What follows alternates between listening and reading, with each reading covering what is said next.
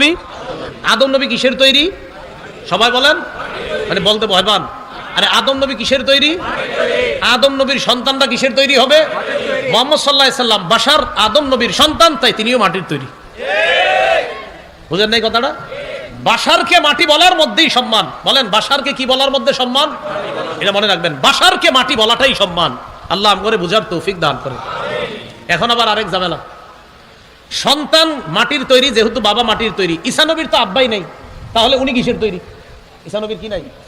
যেহেতু আব্বা নাই, মানে প্রশ্ন হইতে পারে যে বুঝলাম হুজুর আপনি তো খুব সুন্দর কইতাছেন, আব্বা মাটি তাই সন্তান মাটি, ঈসা নবীর তো আব্বাই নেই, তাহলে উনি কিসের তৈরি? কিন্তু এই যে এটি যারা কয় কোরআনের সূরা আলী ইমরানের 59 নম্বর আয়াত ছাড়া আগে পরে সব গবেষণা করছে, শুধু ওইটা ছাড়া। কারণ আমি তো ওই যে ভালো ধারণা রাখি সবার উপরে, আমি বলি যে না, উনি হয়তো এটা পড়ার সুযোগ এখনো পায় নাই, অথবা ভবিষ্যতে পাবে। আল্লাহ পাওয়ার তৌফিক দান করেন। সূরা আলী ইমরানের 59 নম্বর আয়াতে আল্লাহ বলেন, ইন্না মাসালা ঈসা ইনদাল্লাহি কামাসালি আদম।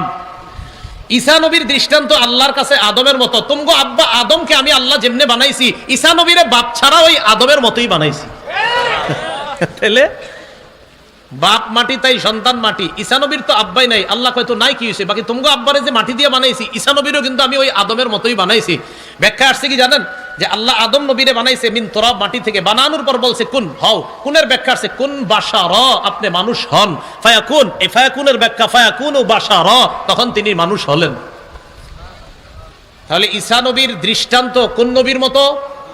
খলাকাহু মিন তুরাব, আল্লাহ তাকে মাটি থেকে বানিয়েছেন। সুম্মা ক্বালা লাহু, তারপর বলেছেন কুন, আপনি হন। ফায়াকুন, তখন হয়ে যায়।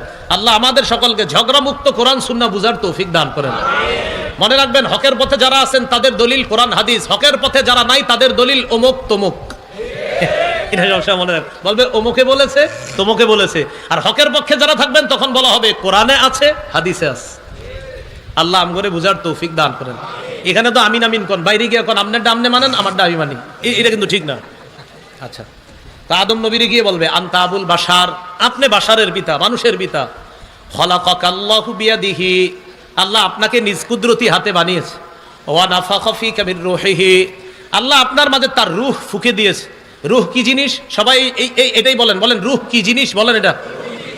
আল্লাহ বলেন ওয়াসআলুনাকা আনির রূহ, তারা আপনাকে রূহ সম্পর্কে জিজ্ঞাসা করবে, আপনি বলেন কুলির রূহু মিন আমরি রব্বি, রূহ হলো আমার রবের হুকুম। সবাই আমার সাথে বলেন, বলেন রূহ আমার রবের হুকুম। এবার আমি প্রশ্ন করব, আপনারা জবাব দিবেন। বলেন তো রূহ কি জিনিস? আমার রবের হুকুম। এবার যে নাস্তিক ভাইয়া আল্লাহরে বিশ্বাস করে না, উনি বলে আমি আল্লাহর বিশ্বাস করি না, কারণ আমি আল্লাহ দেখি না। তো তাকে বলবেন তুমি কি বেঁচে আছো না মরে গেছো? তো উনি বলবে আমি তো বেঁচে আছি। বলবেন কিভাবে? বলবে আমার প্রাণ আছে তাই বেঁচে আছে। ও আচ্ছা, আপনার প্রাণ আছে, তো প্রাণটা দেখান। বলবে প্রাণ কি দেখানো যায়? ও প্রাণ দেখানো যায় না, তাহলে বিশ্বাস করেন? হ্যাঁ, আল্লাহরেও দেখি না, বিশ্বাস করি।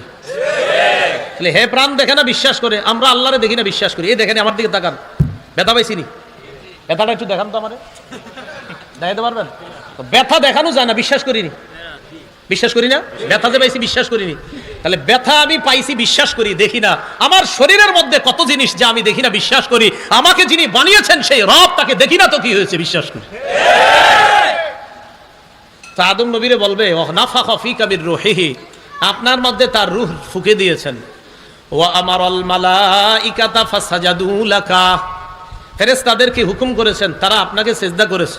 এখন আবার আরেক ঝামেলা, মাজারপন্থীরা কইতে পারে যারা মাজারে সিজদা দেয়, তাহলে আদম নবীরে সিজদা দিলে আমরা দিলে সমস্যা কি? কি এক ঝামেলা, চিন্তা করেন।